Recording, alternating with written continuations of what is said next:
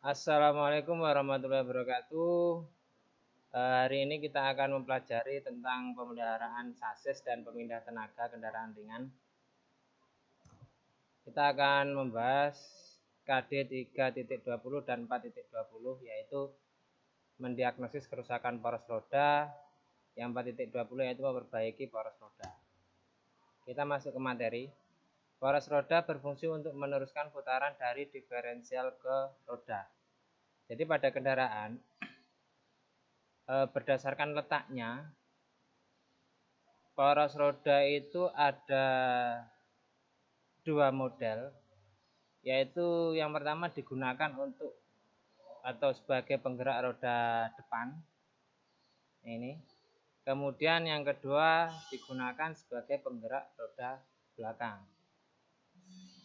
Ini menyesuaikan dengan jenis atau letak dari mesin dan roda yang digerakkan. Dilihat berdasarkan konstruksinya, poros roda atau aksel sub bagian belakang itu dibagi menjadi tiga, yaitu yang pertama setengah bebas memikul atau semi floating type, yang kedua ada 3/4 bebas memikul atau 3/4 floating, yang ketiga yaitu bebas memikul atau full floating.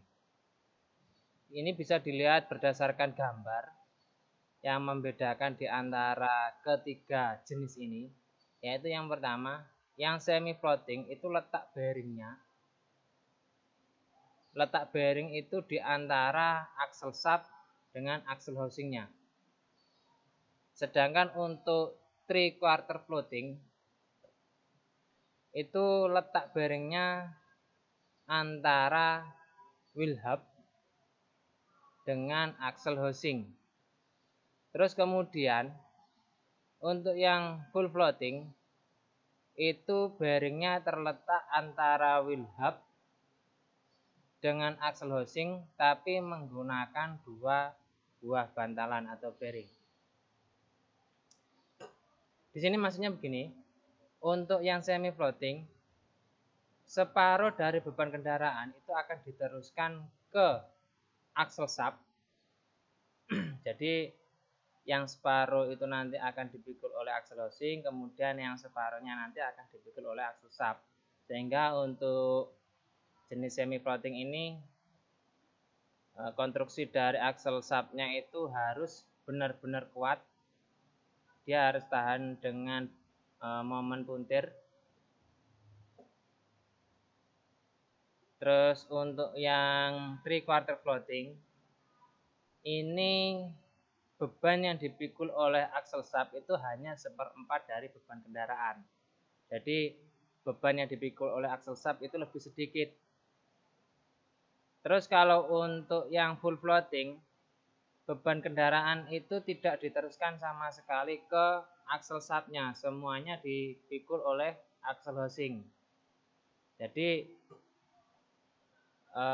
aksel sub ini dia hanya berfungsi sebagai pemutar, bukan penahan dari beban. Pemeriksaan dan perbaikan. Pemeriksaan dilakukan untuk mengetahui adanya kerusakan dan penyebab kerusakan pada aksel sub. Pemeriksaan sebaiknya dilakukan secara berkala dan rutin untuk mencegah kerusakan yang lebih banyak. Pemeriksaan yang dilakukan antara lain, pemeriksaan bantalan dilakukan dengan langkah sebagai berikut. Yang pertama, melepas kaliper dan bearingan rem. Kemudian yang kedua, periksa kebebasan bantalan dalam arah aksial dengan dial indikator. Kebebasan maksimum adalah 0,05 mm. Kemudian yang ketiga, setelah dipastikan bantalan masih baik, pasang kembali kaliper dan piringan rem. Jika kebebasan terlalu besar, ganti bantalan dengan yang lebih baik. Jadi ini nanti pemeriksaannya yaitu dengan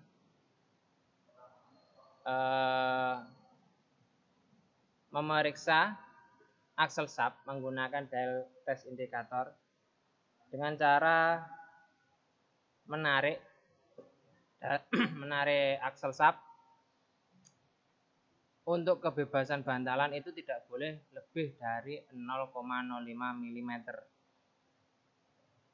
Kalau misalkan kebebasannya itu lebih kecil, misalkan dia di 0,03, itu berarti masih bagus atau bahkan mungkin masih sangat presisi. Kalau misalkan lebih dari itu, berarti bantalan harus diperbaiki. Di sini ada tabel diagnosa kerusakan poros roda. Yang pertama yaitu kaliper rusak. Penyebabnya kebebasan bantalan tidak sesuai standar atau terlalu besar. Cara mengatasinya yaitu ganti. Yang kedua, bearingan rem tipis. Kebebasan bantalan tidak sesuai standar. Cara mengatasinya ganti. Yang ketiga, outboard joint tidak bisa bergerak. Penyebabnya tidak ada kebebasan dalam outboard joint. Cara mengatasinya perbaiki atau ganti.